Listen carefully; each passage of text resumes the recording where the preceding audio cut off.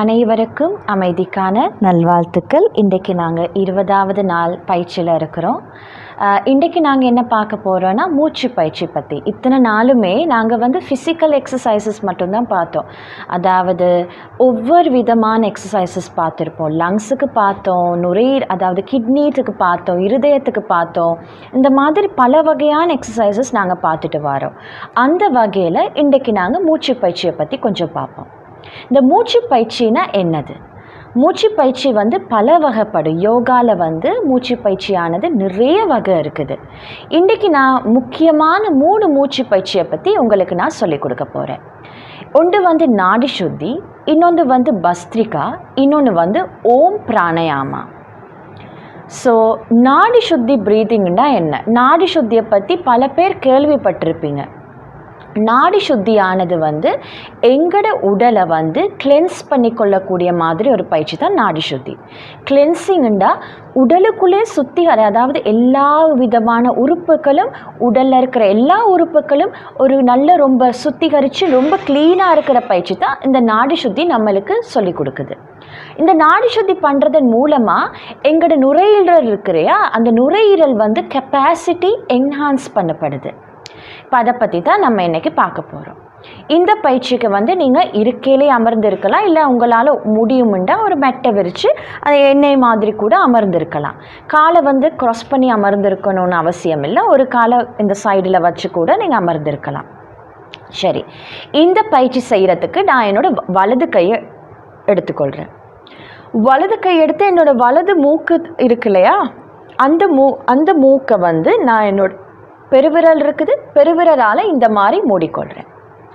அதே மாதிரி இடது மூக்கை நான் என்னோட மோதிர விரல், அதாவது 4வது விரலால் இடது மூக்கை நான் மூடிக்கொள்கிறேன். இப்போ நடுவில் இந்த ஆள்காட்டி விரலும் 3வது விரலும் இருக்குது. இதை நான் இந்த மாதிரி கீழே மாதிரி வச்சுக்கொள்கிறேன். கீழே மாதிரி, அதாவது இந்த ஃபிங்கர் டிப்ஸை கீழே பின் பாயிண்ட் பண்ணி நான் வச்சுக்கொள்கிறேன்.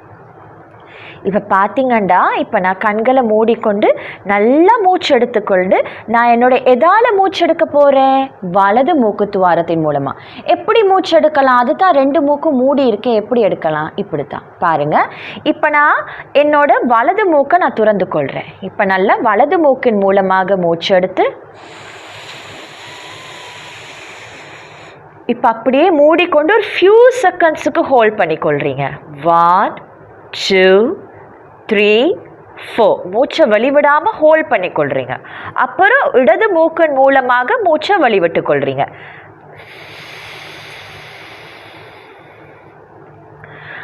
இடது மூக்கு மூலமாக மூச்சை நல்லா எடுத்து விட்டு கொள்ளுங்க. இடது மூக்கு துவாரத்தை நல்லா மூடிக்கொள்ளுங்க. 1 2 3 4 வலது மூக்கு துறந்து அதால மூச்சை வெளிவிடுங்க. வலது மூக்கு மூலமாக மூச்சு எடுத்து கொள்ளுங்க.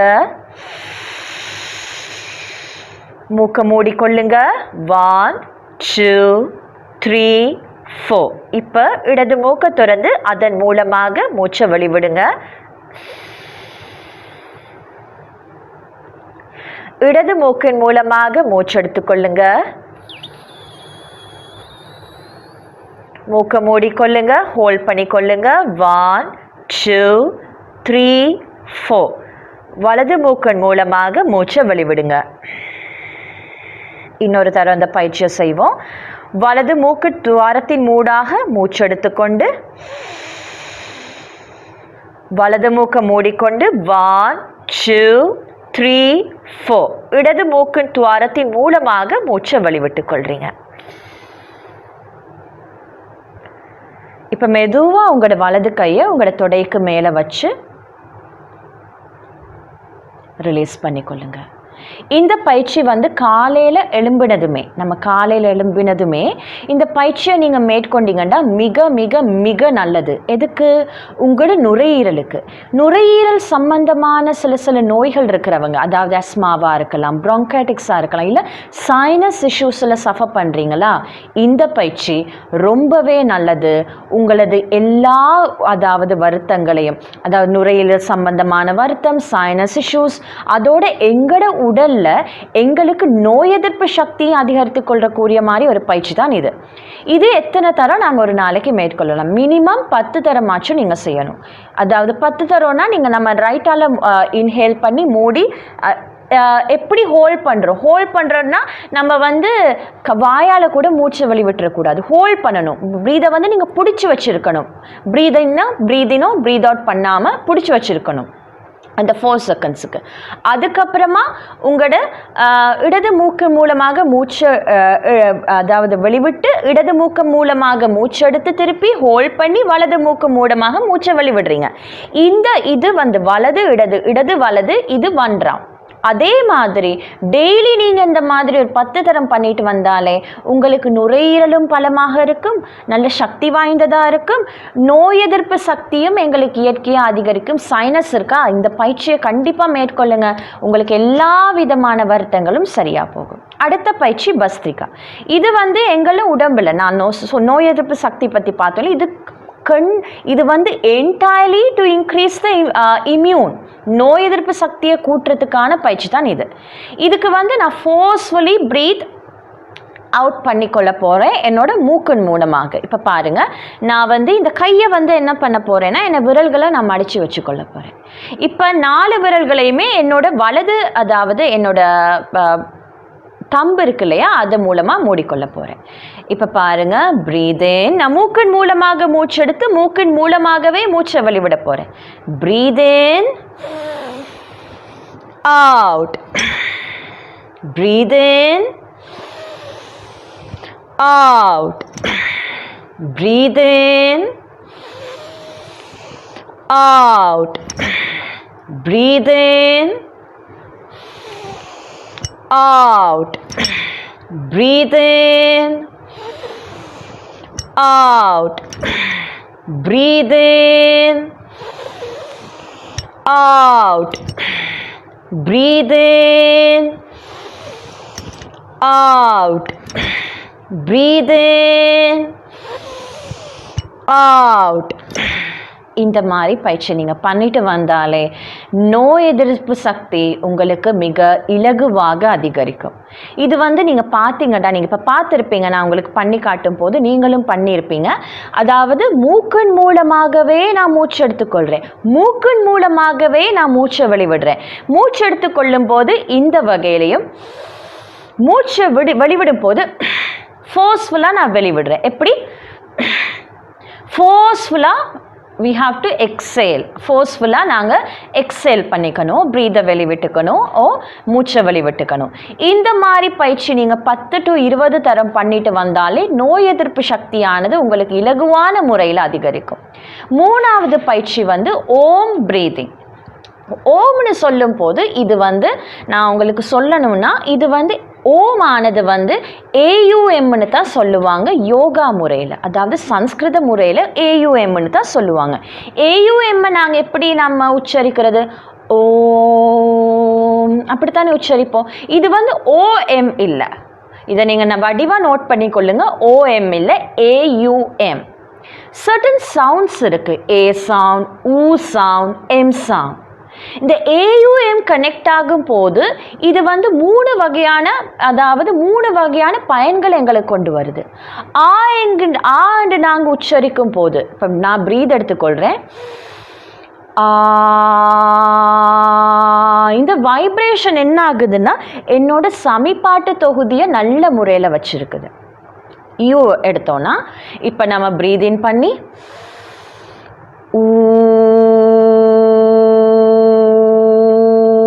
இது வந்து எந்த தொண்டைக்கு. இப்போ எம் எடுப்போம்,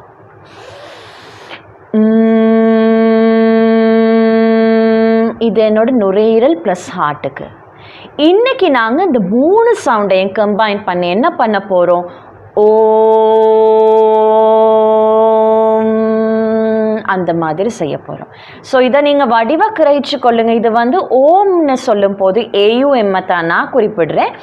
இந்த ஏயுஎம் ப்ரீதிங் வந்து எந்த ஒரு சமய சம்பந்தமான ப்ரீதிங் கிடையாது. அதை நீங்கள் தெளிவாக புரிஞ்சு வச்சுக்கொள்ளுங்க. ஸோ இந்த சவுண்ட்ஸ் வந்து எங்கள் உடம்புக்கு ரொம்ப நல்லது. அதனால தான் ஏயுஎம் ப்ரீதை நம்ம எக்ஸேல் பண்ணும் போது ஓம் அப்படி கம்பைன் ஆகி எங்களுக்கு விளங்குது. இப்போ நாங்கள் அந்த பயிற்சியை மேற்கொள்ளுறோம். கண்களை மூடியவாறு அமர்ந்து கொள்ளுங்க. இப்போ நம்ம பார்ப்போம். நம்ம நல்லா இன்ஹேல் பண்ணிக்கொள்கிறோம் மூக்கின் மூலமாக. ஓ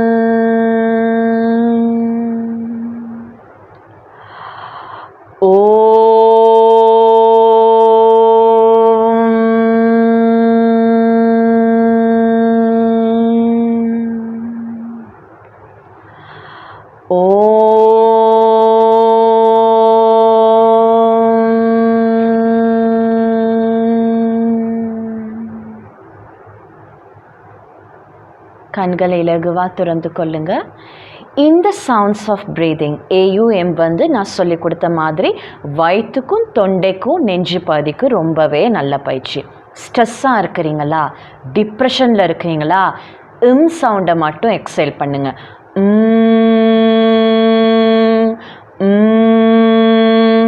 வயிற்றில் ஏதாவது பிரச்சனை இருக்கா, சவுண்டை மட்டும் எக்ஸேல் பண்ணுங்க.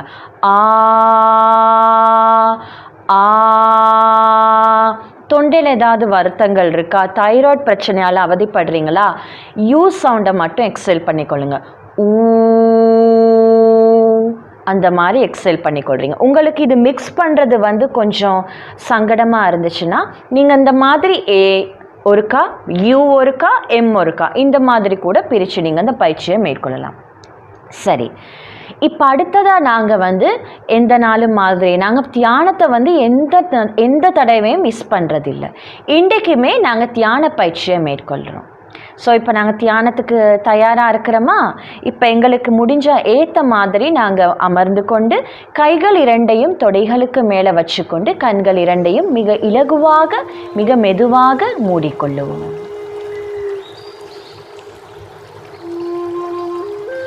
நான் கூறப்போகும் அனைத்து விடயங்களையும் உங்கள் மனத்திரையின் முன் கொண்டு வாருங்கள்.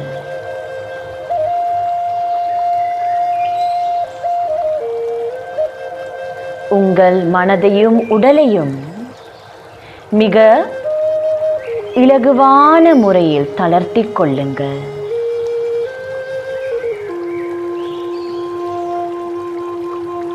நான் மிகவும் அன்பானவன். எனது அன்பு சக்தியானது சுயநலமற்றது.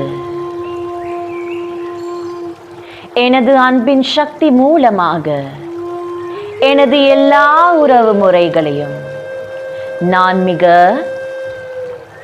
பலப்படுத்திக் கொள்கின்றேன்.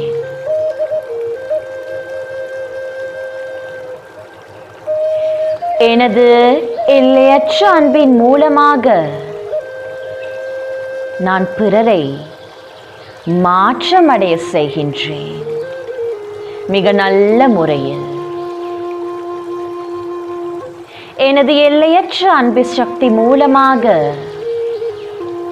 எனது உடலையும் மிக தளர்த்திக் கொண்டு மிக மெல்லியதாக மிக இலகுவானதாக எனது மனதை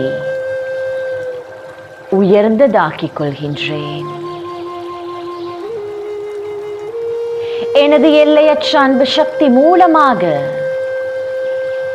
ஒவ்வொரு மனிதருக்கும் எனது எண்ணங்கள் மூலமாக அன்பை பகிர்ந்தளிக்கின்றேன்.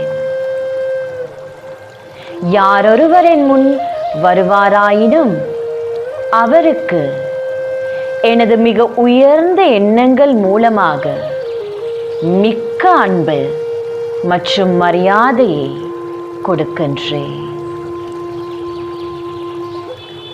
இந்த அன்பானது எனது வாழ்க்கையை மிக நல்லொரு முறையில் வழிநடத்தி செல்கின்றது. நான் மிக அன்பானவன். எனது அன்பு சக்தி எந்தொரு சுயநல நோக்கையும் கொண்டிராது. இப்பொழுது நான் எனது கைகள் இரண்டுக்கும் மிக மெல்லியதொரு அசைவை கொடுத்து கண்கள் இரண்டையும் மிக லேசாக திறந்து கொள்கின்றேன். இன்றைக்கு செஷனை நீங்கள் என்ஜாய் பண்ணியிருப்பீங்கன்னு நினைக்கிறேன்.